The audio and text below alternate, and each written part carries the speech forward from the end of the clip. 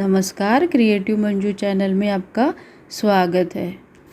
प्राचीन काल से ही हिंदुओं में मंदिर में जाकर अपने पापों के प्रायश्चित करने की परंपरा रही है। प्रायश्चित करने के महत्व को स्मृति और पुराणों में विस्तार से समझाया गया है। प्रायश्चित करना हिंदू धर्म की दुनिया को महत्वपूर्ण देन है। प्रायश्चित व्यक्ति को मन को निर्मल बनाता है। तो आज मैं आपको बताऊंगी कि प्रायश्चित, पश्चाताप या पछतावा करने से अपने पाप नष्ट हो जाते हैं कि नहीं, इसके पीछे एक कहानी मैं आपको आज बताने वाली हूँ। यदि जाने अनजाने में किसी से पाप कर्म हो जाए, उसका प्रायश्चित करने से उसके पाप कम हो जाते हैं। यह ऋषि मुनि एवं वेद शास्त्र से हम जानते हैं। प्रायश्चित अर्थात पश्चाताप। एक विद्वान ब्राह्मण ने एक कथा का विवेचन करते हुए बताया था। एक कस्बे में एक महात्मा रहते थे और उसी कस्बे में एक वेश्या रहती थी। महात्मा जी अपना कार्य करते थे और वह वेश्या अपना कार्य करती थी। अर्थात महात्मा जी लोगों को अच्छी शिक्षा का, ज्ञान का उपदेश करते थे, अच्छे मार्ग पर चलने का, लोगों में अहिंसा और अच्छी बातों का प्रवचन करते थे, जबकि वेश्या अपने धंधे से लिप्त रहती थी। परंतु प्रातःकाल जब नहा धोकर धंधे पर बैठती थी, उससे पहले 2 मिनट भगवान की मूर्ति के सामने बैठकर अपने गुनाह की माफ़ी मांगती, फिर अपने धंधे में लिप्त हो जाती। उसके धंधे से कस्बों में तरह तरह की अफवाहें फैलने लगी। एक दिन महात्मा ने अपने आश्रम पर बुलाया और समझाया कि तुम गलत काम कर रही हो, इससे तुम्हें बहुत भारी पाप लग रहा है, अर्थात तुम पाप की भागी बन रही हो, ये धंधा छोड़ दो। तब वेश्या ने कहा, महात्मा जी, अगर मैं ये धंधा छोड़ दूंगी तो भूखी मरूंगी।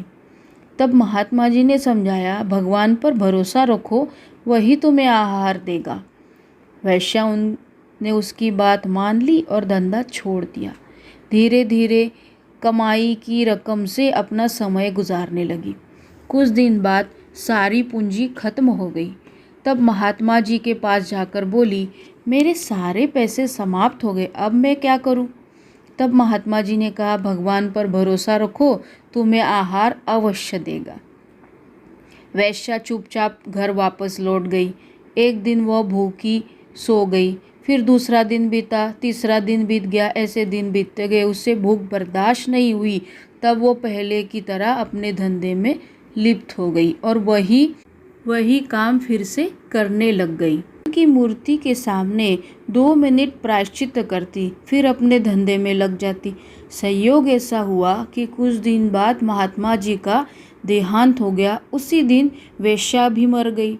दोनों की आत्मा उनके शरीर से निकलकर यमराज के दरबार में गई। यमराज ने वेश्या और महात्मा जी दोनों के पाप और पुण्य का लेखा जोखा किया। उसके बाद वेश्या को स्वर्ग में और महात्मा जी को नरक में डालने लगे। तब महात्मा जी ने यमराज से कहा, धर्मराज जी, आपके दरबार में अन्याय हो रहा है। मैंने जीवन भर लोगों को अच्छे मार्ग पर चलने का उपदेश दिया, फिर भी आप मुझे नरक में डाल रहे हैं। जबकि वेश्या ने जीवन भर पाप किया, लोगों को भ्रष्ट किया, फिर भी उसे स्वर्ग दे रहे हैं। यह आपका कैसा न्याय? तब यमराज ने महात्मा जी से कहा, हम धर्मराज कह जाते हैं, हमारे दरबार में कभी अन्याय नहीं होता। देखो उधर पृथ्वी लोक में आपके शरीर को लोग गाजे बाजे के साथ दफनाने ले जा रहे हैं। वहाँ आपकी समाधि बनाकर हमेशा पूजा करेंगे। आपके मुंह ने प्रवचन किया था, सो आपके शरीर की सद्गति हो रही है, किंतु आपके मन में परमात्मा के प्रति वास्तविक प्रेम नहीं था, बल्कि आपके मन में नाम कमाने की, चारों ओर प्रसिद्ध होने की लालसा थी। आत्मा से कभी आपने परमात्मा का सुमिरन नहीं किया, इसलिए यहाँ नरक में डाले जा रहे हो। दूसरी तरफ वेश्या को देखिए, उसने शरीर से पाप किया था। शरीर को लोग घसीट कर नाले में फेंक रहे हैं।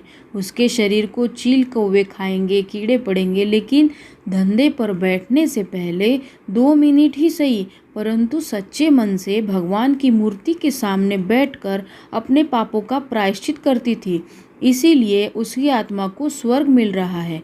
प्रायश्चित करने से सारे पाप नष्ट हो जाते हैं। यह बात आप भी भली भांति जानते हैं, परंतु आप में तो नाम कमाने का भूत सवार था।